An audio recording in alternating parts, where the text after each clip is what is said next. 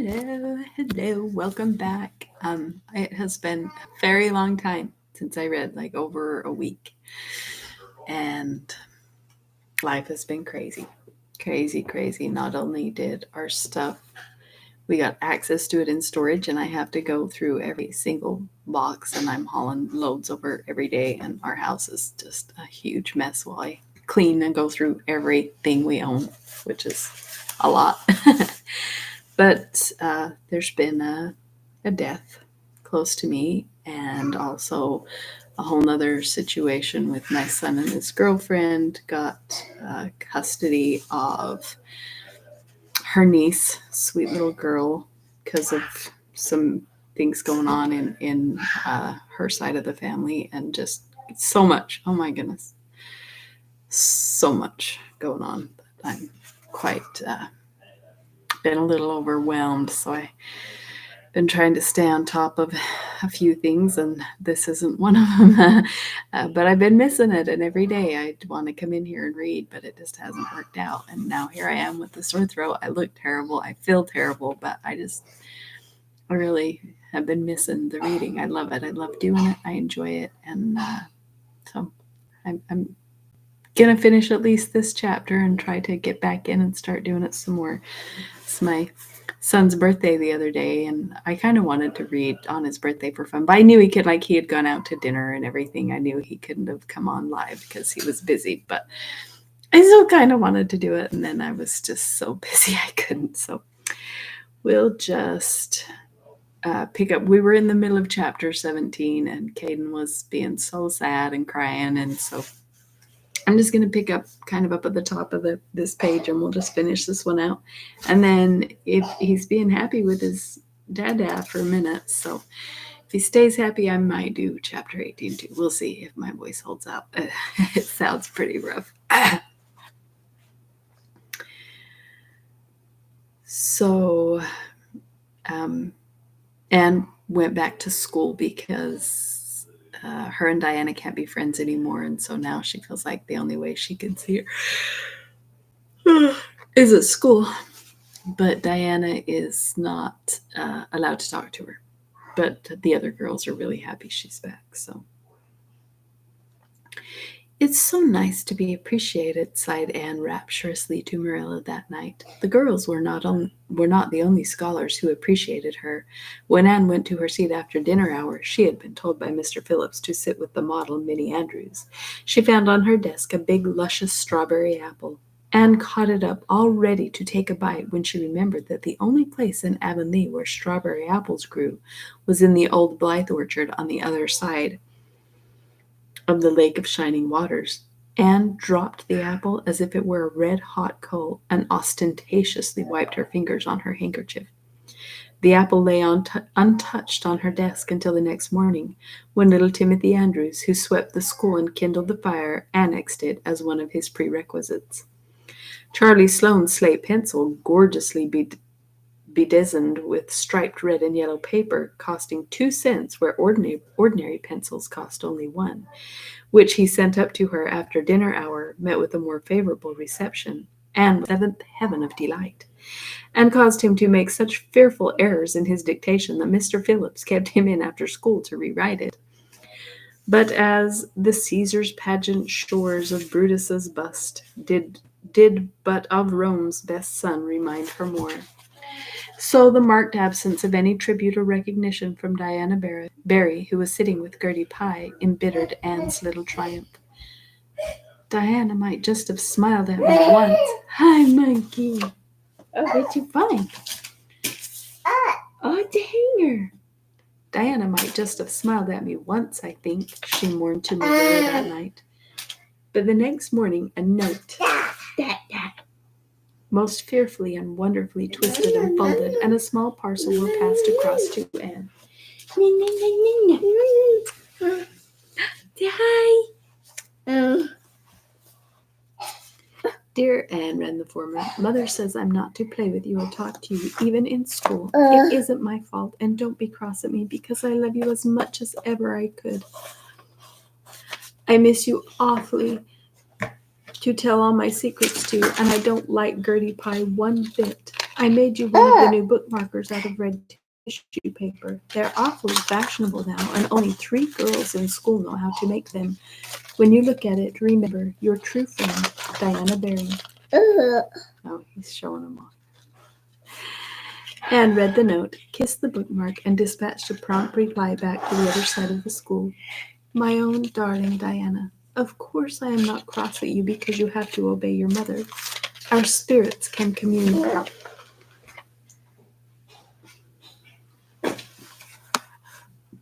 I shall keep your lovely present forever. Minnie Andrews is a very nice little girl, although she has no imagination. But after having been Diana's bosom friend, I cannot be Minnie's. Please excuse mistakes because my spelling isn't very good yet, although much improved. Yours until death us do part, Anne of Cordelia Shirley. Anne or Cordelia, sorry. Shirley. P.S. I shall sleep with your letter under my pillow tonight. A or C.S. Marilla pessimistically expected more trouble since Anne had begun to go to school, but none developed. Perhaps Anne caught something of the model spirit from Minnie Andrews. At least she got on very well with Mr. Phillips thenceforth. She flung herself into her studies, heart and soul, determined not to be outdone in any class by Gilbert Blythe. The rivalry between them was soon apparent. It was entirely good-natured on Gilbert's side, but it is much to be feared that the same thing cannot be said of Anne, who had certainly an unpraiseworthy tenacity for holding grudges. She was as intense in her hatreds as in her loves. She would not stoop to admit that she meant to rival Gilbert in schoolwork, because that would have been to acknowledge his existence, which Anne persistently ignored. But the rivalry was there, and honors fluctuated between them. Now Gilbert was head of the spelling class, now Anne, with a toss of her long red braids, spelled him down. One morning Gilbert had all his sums done correctly and had his name written on the blackboard on the roll of honor. The next morning Anne, having wrestled wildly with decimals the entire evening before, would be first.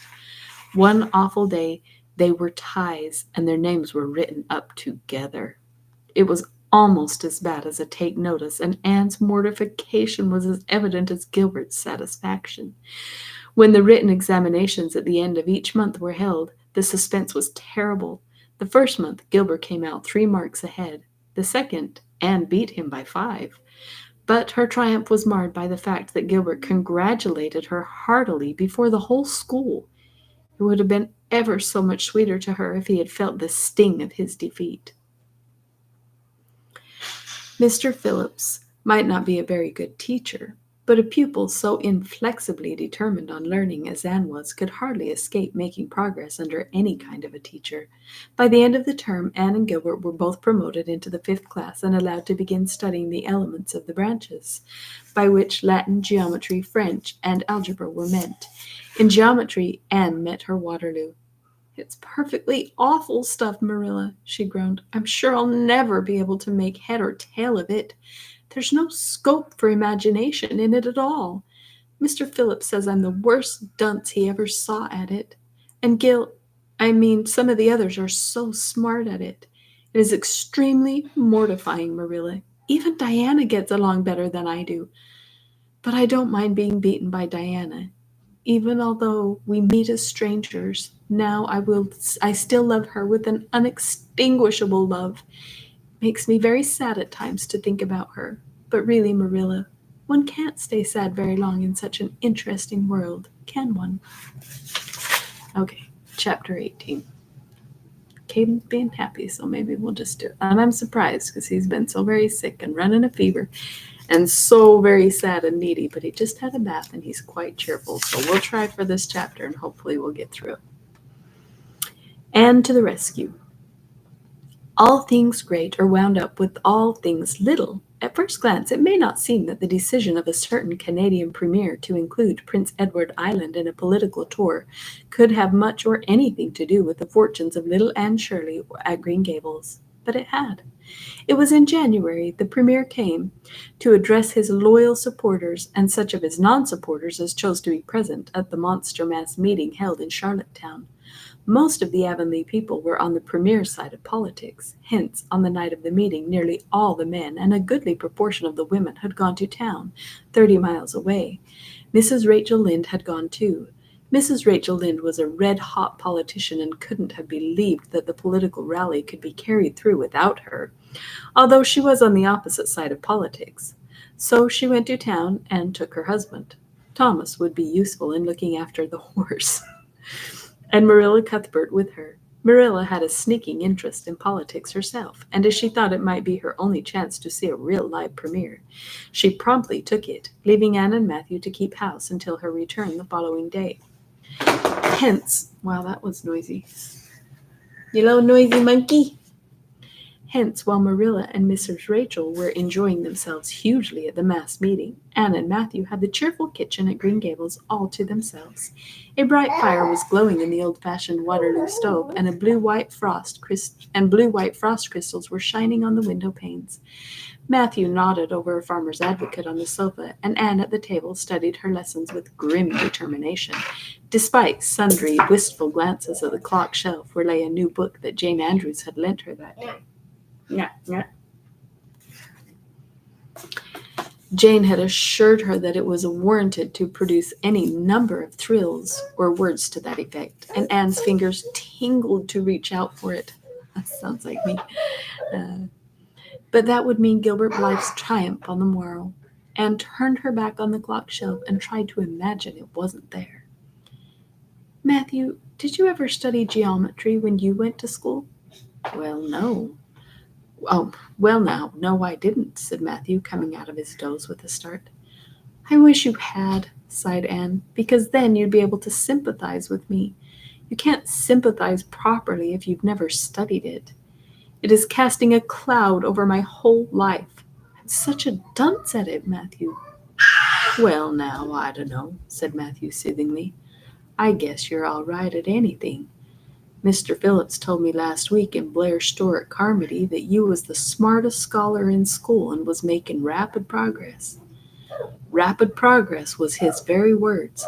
There's them as runs down Teddy Phillips and says he ain't much of a teacher, but I guess he's all right. Matthew would have thought that anyone who praised Anne was all right. I'm sure I'd get on better with geometry if only he wouldn't change the letters, complained Anne. I learn the proposition off by heart, and then he draws it on the blackboard and puts different letters from what are in the book, and I get all mixed up. I don't think a teacher should take such a mean advantage, do you?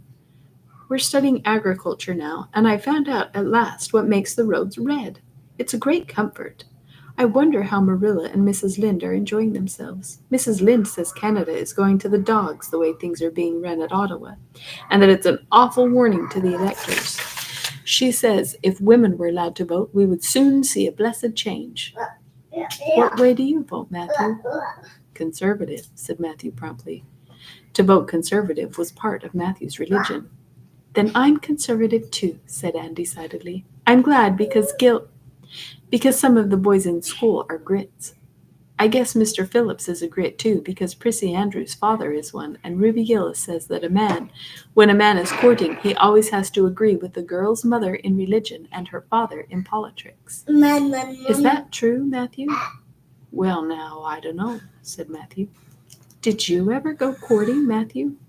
Well, now, no, I don't know's I ever did, said Matthew, who had certainly never thought of such a thing in his whole existence. Anne reflected with her chin in her hands. It must be rather interesting, don't you think, Matthew? Ruby Gillis says when she grows up, she's going to have ever so many bows on the string and have them all crazy about her. But I think that would be too exciting. I'd rather have just one in his right mind. But Ruby Gillis knows a great deal about such matters because she has so many big sisters, and Mrs. Lynde says the Gillis girls have gone off like hotcakes. Mr. Phillips goes up to see Prissy Andrews nearly every evening. He says it is to help her with her lessons, but Miranda Sloane is studying for Queen's too, and I should think she needed help a lot more than Prissy because she's ever so much stupider. But he never goes to help her in the evenings at all. There are a great many things in this world that I can't understand very well, Matthew. Well, now, I dunno as I comprehend them all myself, acknowledged Matthew. Well, I suppose I must finish up my lessons. I won't allow myself to open that new book Jane lent me until I'm through. But it's a terrible temptation, Matthew. Even when I turn my back on it, I can see it there just as plain. Jane said she cried herself sick over it. I love a book that makes me cry.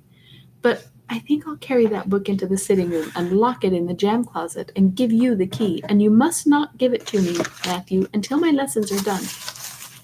Not even if I implore you on my bended knees. It's all very well to say resist temptation, but it's ever so much easier to resist it if you can't get the key. Oh, there you go. And then shall I run down the cellar and get some russets, Matthew? Wouldn't you like some russets? Well, now, I don't know but what I would, said Matthew, who never ate russets, but knew Anne's weakness for them. Just as Anne emerged triumphantly from the cellar with her plateful of russets came the sound of flying footsteps on the icy boardwalk outside, and the next moment the kitchen door was flung open, and in rushed Diana Barry, white-faced and breathless, with a shawl wrapped hastily round her head. Anne promptly let go of her candle and plate in her surprise, and plate, candle, and apples crashed together down the cellar ladder and were found at the bottom, embedded in melted grease the next day by Marilla, who gathered them up and thanked mercy the house hadn't been set on fire. "Whatever is the matter, Diana?" cried Anne. "Has your mother relented at last?" "Oh, Anne, do come quick," implored Diana nervously. "Minnie May is awful sick. She's got croup, young Mary Joe says, and father and mother are away in town, and there's nobody to go for the doctor. Minnie May is awful bad, and young Mary Joe doesn't know what to do, and oh, Anne, I'm scared." Matthew, without a word, reached for a cap and coat, slipped past Diana, and away into the darkness of the yard. "He's gone to harness the sorrel mare to go to Carmody for the doctor," said Anne, who was hurrying on hood and jacket. "I know it as well as if he'd said so. Matthew and I are such kindred spirits, I can read his thoughts without words at all."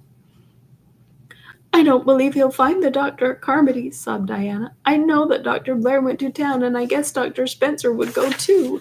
Young Mary Joe never saw anybody with croup, and Mrs. Lynde is away. Oh, Anne!" "Don't cry, Di," said Anne cheerily. "I know exactly what to do for croup. You forget that Mrs. Hammond had twins 3 times. When you look after 3 pairs of twins, you naturally get a lot of experience. They all had croup regularly. Just wait till I get the ipecac bottle. You haven't any at your house. Come on now." The 2 little girls hastened out, hand in hand, and hurried through Lover's Lane and across the crested field beyond, for the snow was too deep to go by the shorter wood way. Anne, although sincerely sorry for Minnie May, was far from being insensible to the romance of the situation, and to the sweetness of once more sharing that romance with a kindred spirit.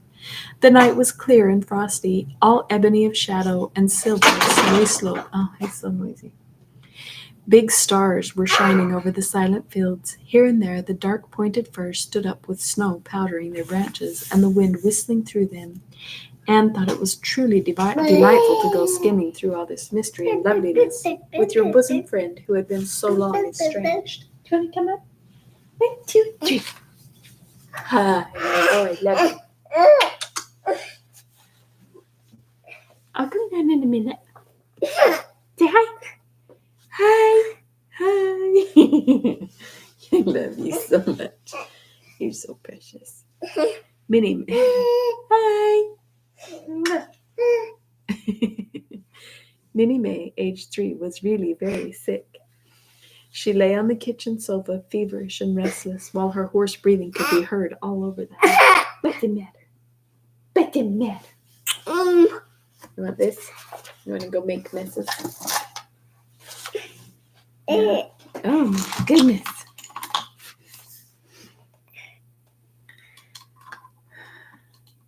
Young Mary Joe, a buxom, broad-faced French girl from the crib, whom Mrs. Barry had engaged to stay with the children during her absence, was helpless and bewildered, quite incapable of thinking what to do, or doing it if she thought of it.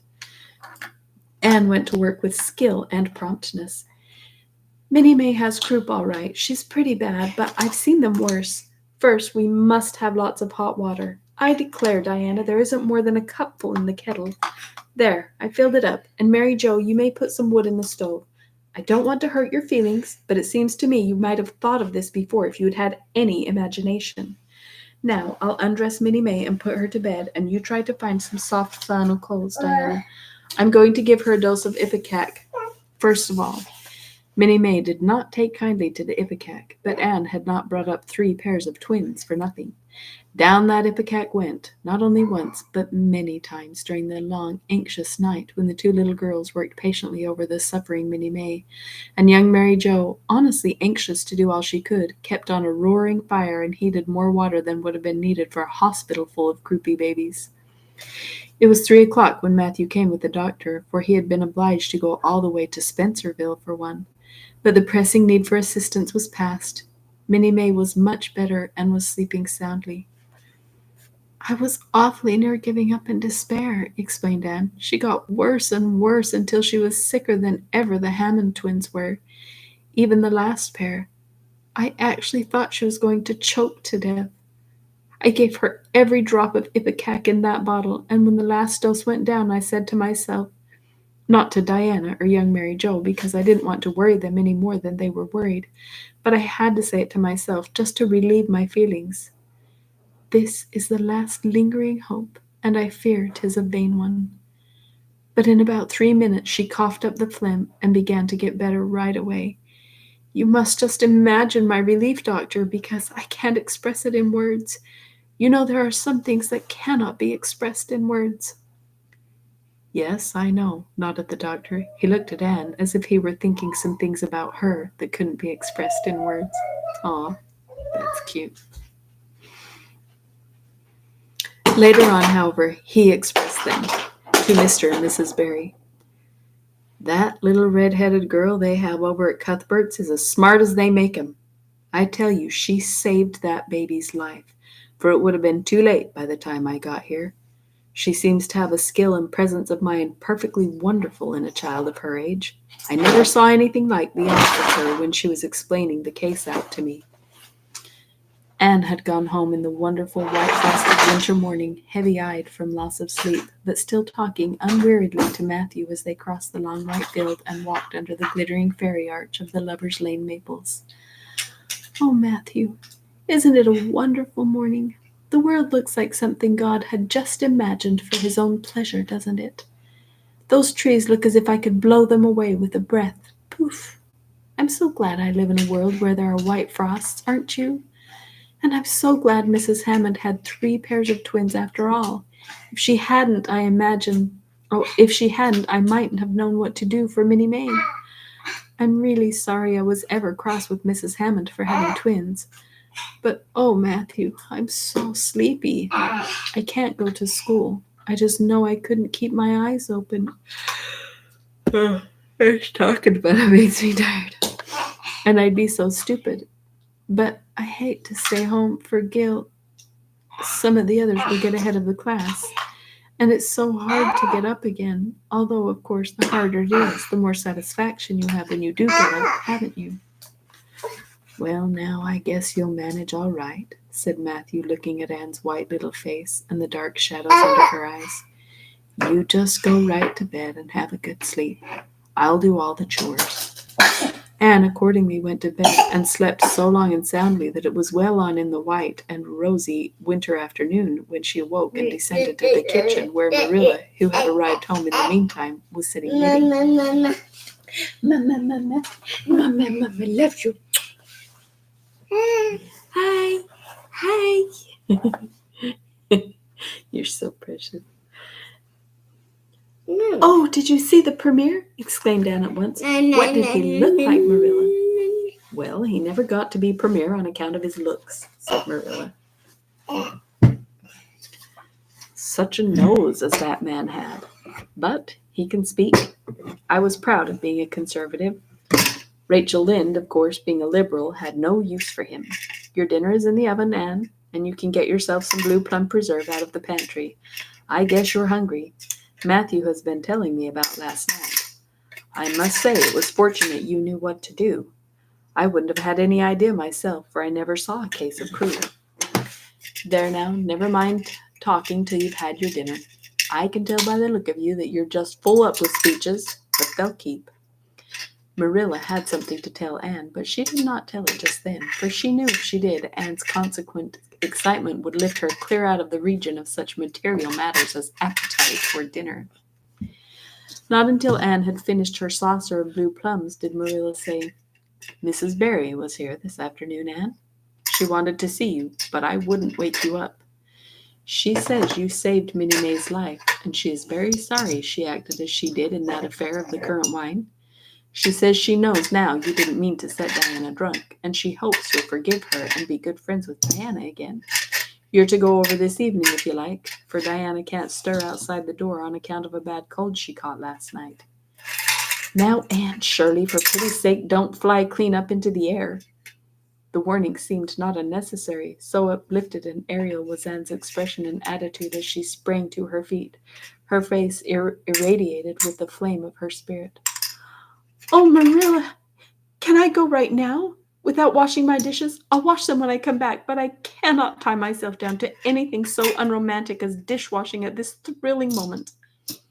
"Yes, yes, run along," said Marilla indulgently. "Anne Shirley, are you crazy? Come back this instant and put something on you. I might as well call to the wind. She's gone without a cap or wrap. Look at her tearing through the orchard with her hair streaming. It'll be a mercy if she doesn't catch her death of cold." Anne came dancing home in the purple winter twilight across the snowy places. Afar in the southwest was a great shimmering pearl-like sparkle of an evening star in a sky that was pale golden and ethereal, rose over gleaming white spaces and dark glens of spruce. The tinkles of sleigh bells among the snowy hills came like elfin chimes through the frosty air. But their music was not sweeter than the song in Anne's heart and on her lips. You see before you a perfectly happy person, Marilla," she announced. "I'm perfectly happy. Yes, in spite of my red hair. Just at present I have a soul above red hair. Mrs. Barry kissed me and cried and said she was so sorry and she could never repay me.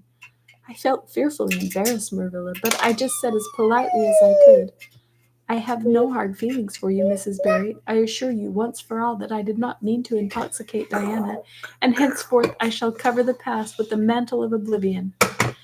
That was a pretty dignified way of speaking, wasn't it, Marilla? I felt that I was heaping coals of fire on Mrs. Barry's head, and Diana and I had a lovely afternoon. Diana showed me a fancy crochet stitch her aunt over at Carmody taught her. Not a soul in Avonlea knows it but us, and we pledged a solemn vow never to reveal it to anyone else. Diana gave me a beautiful card with a wreath of roses on it and a verse of poetry. 'If you love me as I love you, nothing but death can part us two.' And that is true, Marilla. We're going to ask Mr. Phillips to let us sit together in school again, and Gertie Pye can go with Minnie Andrews. We had an elegant tea. Mrs. Barry had the very best china set out, Marilla, just as if I was real company. I can't tell you what a thrill it gave me. Nobody ever used their very best china on my account before. And we had fruit cake and pound cake and donuts and 2 kinds of preserves, Marilla. And Mrs. Barry asked me if I took tea and said, 'Pa, why don't you pass the biscuits to Anne?'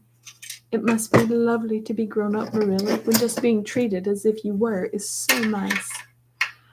"I don't know about that," said Marilla with a brief sigh. "Well, anyway, when I am grown up," said Anne decidedly, "I'm always going to talk to little girls as if they were too, and I'll never laugh when they use big words. I know from sorrowful experience from that how that hurts one's feelings. After tea, Diana and I made taffy. The taffy wasn't very good, I suppose because neither Diana nor I had ever made any before. Diana left me to stir it while she buttered the plates, and I forgot and let it burn. And then when we set it out on the platform to cool, the cat walked over one plate, and that had to be thrown away. But the making of it was splendid fun. Then when I came home, Mrs. Barry asked me to come over as often as I could, and Diana stood at the window and threw kisses to me all the way down to Lover's Lane. I assure you, Marilla, that I feel like praying tonight, and I'm going to think out a special brand new prayer in honor of the occasion." Okay. Mama. Oh my goodness, you made such a mess. He's such a mess maker. Holy cow. This baby can make messes. No. You know how to make big, fat messes. You're so messy. Oh my goodness. Okay, we're gonna go. We got to read 2 whole chapters. Say bye-bye. Bye. Good night, blow kiss.